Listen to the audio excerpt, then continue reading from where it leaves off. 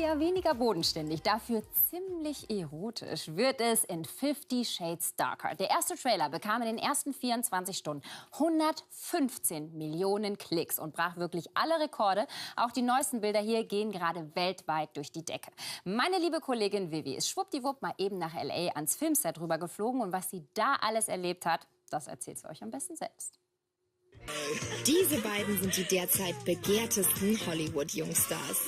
Seit 50 Shades of Grey haben Dakota Johnson und Jamie Dornan ein absolutes Skandal-Image. Sie geben kaum Interviews und wirken wahnsinnig geheimnisvoll.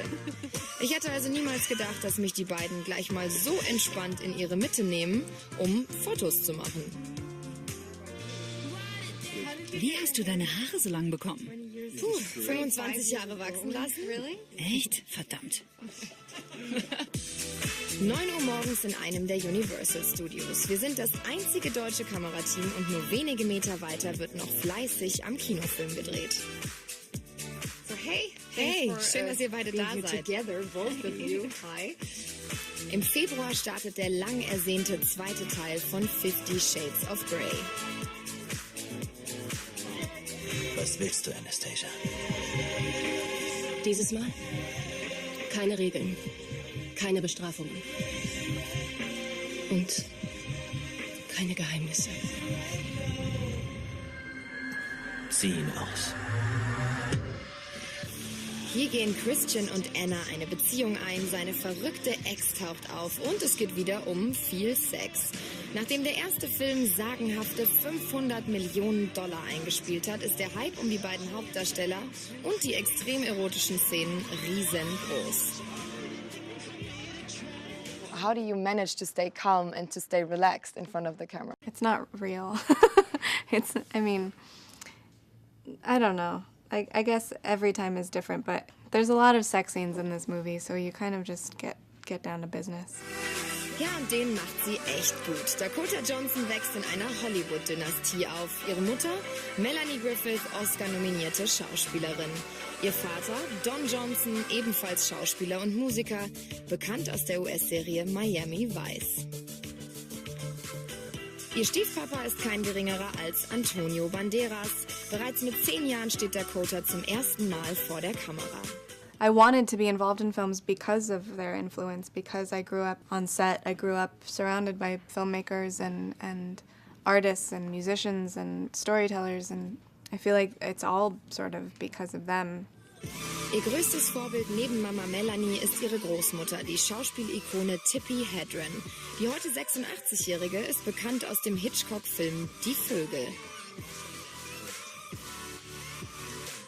Eine verrückte Künstlerfamilie, wie sie im Buche steht. In den 70ern haben sogar lebendige Löwen in dem Haus gelebt. Da war Melanie Griffith gerade mal 13 Jahre alt. She helps me a lot. She's incredibly strong and force of willpower that is so admirable. I also was kind of brought up in an environment where it's more important to be interesting than like pretty. Vielleicht ist die 27-Jährige auch gerade deshalb so erfolgreich und trotzdem so bodenständig, fast schon schüchtern. Eine Gemeinsamkeit, die sie definitiv mit ihrem Schauspielkollegen Jamie Dornan teilt. Do you get used to it? Is it still crazy? My family were with me in Vancouver for the entirety of the shoot. I have 2 young kids, 2 kids under 3, so you have no choice as soon as you walk through the door but to shake it off. You can't carry any of the character with you.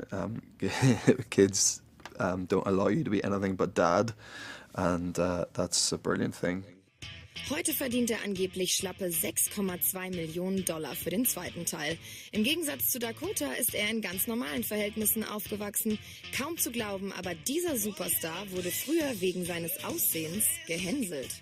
Yeah, I think like so kids, every kid has so many insecurities, and I don't think you shake them off in adulthood. I think you carry them with you, and a big part of me will always feel like the skinny kid who isn't quite big enough to be playing with the big guys, Nach der Schule wird er in einer englischen Castingshow als Model entdeckt, arbeitet für diverse Designer, unter anderem auch für Calvin Klein.